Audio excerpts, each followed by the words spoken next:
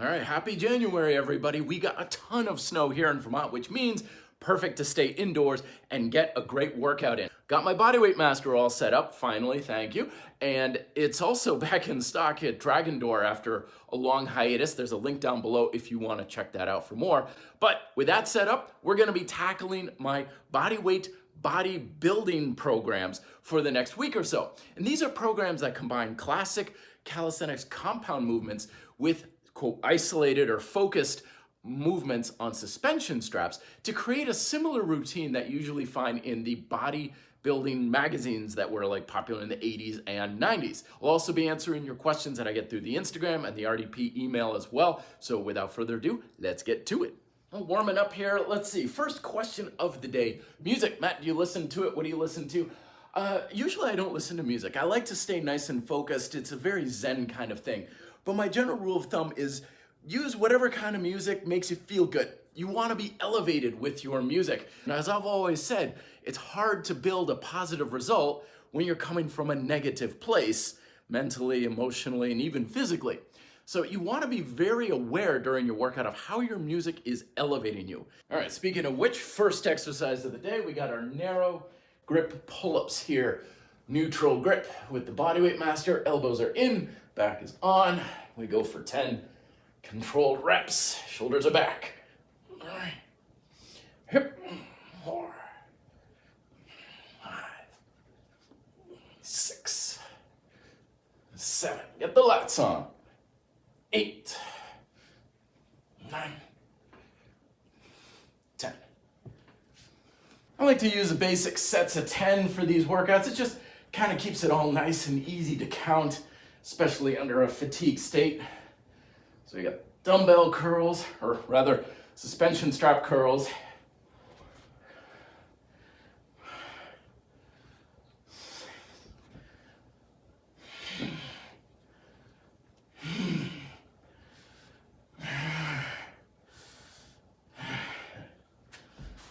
There we go. Now, quick adjust. You got to make them a little bit longer for the rear flies, of course. Yeah. Rear flies, yeah, they're great for the rear delts, but this is actually one of the best upper trap exercises you can get too. A lot of people are like, how do I work the upper traps? This is a good one. Let the shoulder blades come apart and then squeeze back. Your traps actually do more for retracting your scaps than just elevating them. So having a little bit of elevation, but a lot of retraction, I think, is actually a better way to hit those upper traps than like shrugs and similar type movements. And I'm talking to you, so I have totally lost count. That's okay, we'll get 3 more. 1, 2, and 3. Woo! All right, and the final exercise in the circuit, we got bodyweight rows. Keep it about shoulder width right now. And 10, 9, 8, 7, 6, 5, 4, 3, 2. Not a bad start for your first round. So the next question is concerning walking and low intensity exercises. A couple of folks have asked me about like doing things like walking or going out for a bike ride, but I hear that cardio or this type of training can compromise muscle growth. What's the deal? Well, it's not so much the training in and of itself that compromises growth. It's the energy and the resources you're directing towards that type of training. And if it's taking those resources away from your actual strength training and your ability to recover from those things. So how you get around this is don't worry about cardio, don't worry about walking, don't worry about, oh, this is gonna kill my gains or anything. Still do that, but make your strength-based exercises your number one priority. Get those done, put as much effort into those as possible. Then use whatever time and energy and so on that you have towards running, walking, martial arts, cycling, whatever you like to do. All right, round 2, gonna start you off with some commando style pull-ups. Let's get 6 on each side to start off. Torque the arm in, get the lats on. Yep.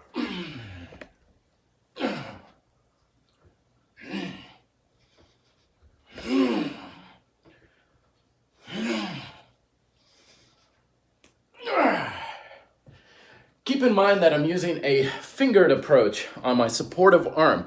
This way, sorry, the cat's knocking off the tripod and stuff. And so, leave me alone. But when you're using your fingertips, that makes the main priority on your main pulling movement. So I got about, I'd say 60 to 70% of my weight on this arm, and this one on the fingers. It's about 30, 35% or so. So get the other side, torque it in. Tense up the lats.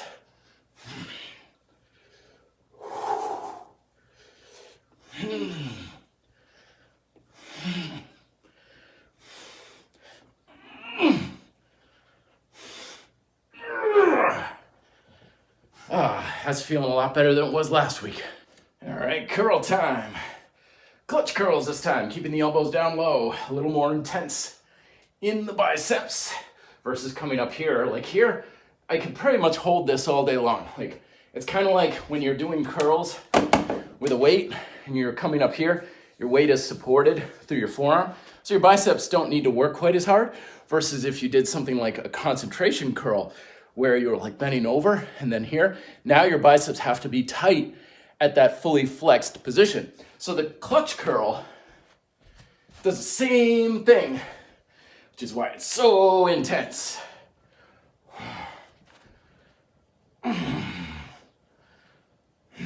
Still keeping the back tight.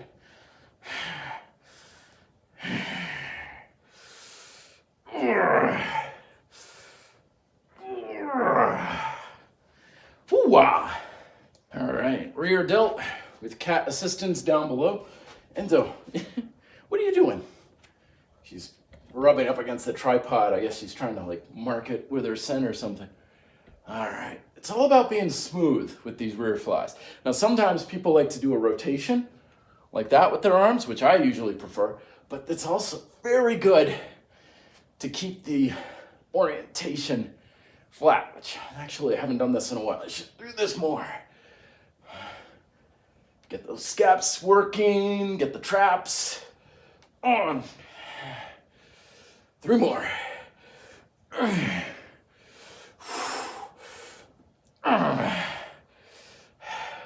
Always remember, you don't want to come up to the point where you're sagging here, because when the straps or ropes are sagging, you have no resistance. So you want to always arch yourself back a little bit so you have tension. So if I let go, I'd still fall backwards. Constant resistance, constant tension is the key. All right, and we go 1 notch lower this time. That'll make it a little bit more difficult. Torque those arms in.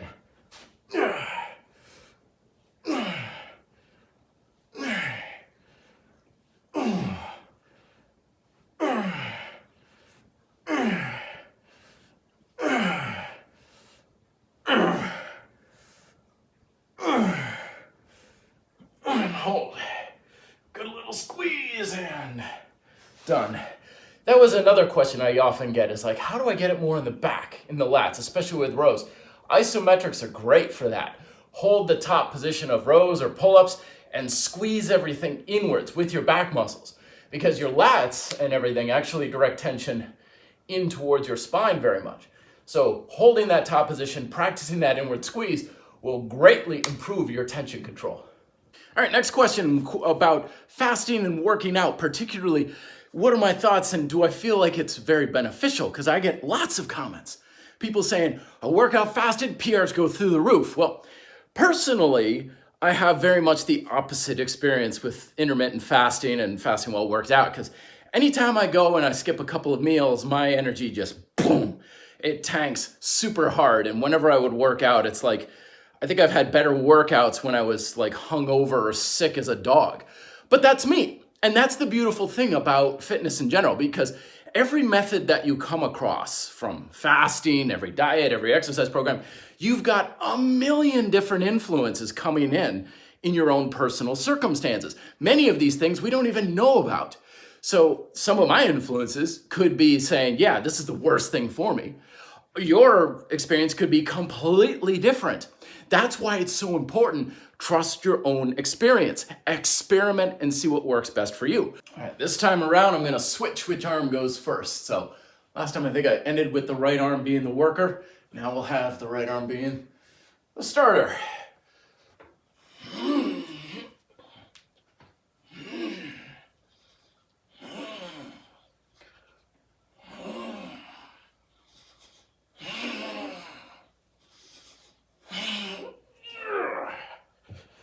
Left arm started to slip a little bit there, so went more towards the fingertips, so I was losing more assistance as the set progressed. So that was a harder 6 than I was planning on.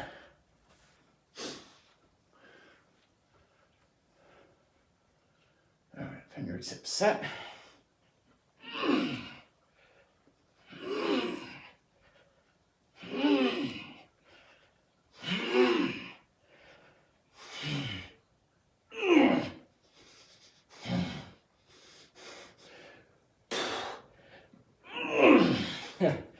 So that one did the opposite, grabbed a little harder, gave myself a little bit more of a boost. All right, for the last set of curls here, alternated clutch curls. We'll get 10 on one side, 10 on the other. One arm is curling, the other one just stays straight, comes down. Good way to maximize the intensity on one side versus the other. If I'm not really holding onto this one too much. 6.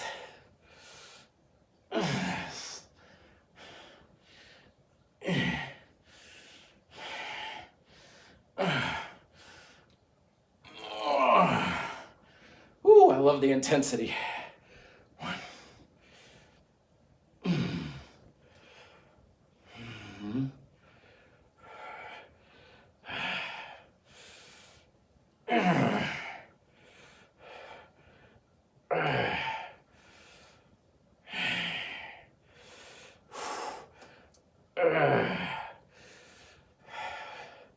Get 2 more because I accidentally made those a little easier than they needed to be by lifting up my elbow.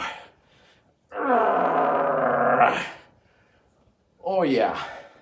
And the rear flies. Get a little bit more aggressive. Arched. Glutes and hamstrings still tense. Everything on the backside engaged. That's what I said in, so yes. 6.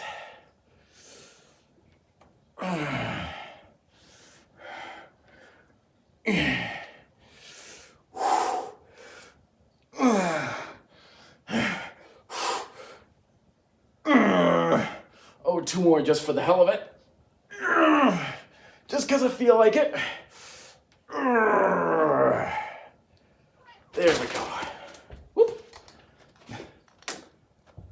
We've got a panther on the sofa there.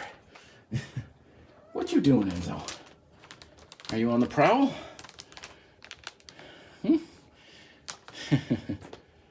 So while I'm setting up here for the last set of rows, one more question that I got the other day was, what's better, like doing all of the exercises like one right after another, like what we're doing in this workout, or is it better to do like just the pull-ups and then do just the curls and then all 3 sets of the flies, and so on? And again, I think that's largely kind of a personal preference deal. It's whatever you like. Now, I prefer doing it the way we're doing it today, largely because, don't bonk your head, largely because it creates what I like to call a compounding effect. Like the pull-ups make the curls harder, the curls make the rows harder, the rows make the pull-ups. Each one builds on the fatigue of the one before it, but it doesn't feel like that much of a sufferfest because you're constantly changing gears versus doing all your pull-ups and then feeling like I'm pretty spent and then you don't have much left and it's just a downward spiral each time. That way you can kind of allocate a good amount of effort and energy to each exercise. Now that's my preference at this point. Hell, next month I could change my mind about it. It's more about what you prefer and what feels best to you. So experiment with both and go with what you like. All right. Lowest position here, well, not the lowest position, but lowest position for the rows. These bars, by the way, I know folks have asked me, like, these bars can adjust to all these different positions and heights to basically give you anything that you need for any type of calisthenics move you can imagine, which is why I like this thing. But anyway, row time, here we go. Go to a narrow grip. There we go, right in the lats. 5.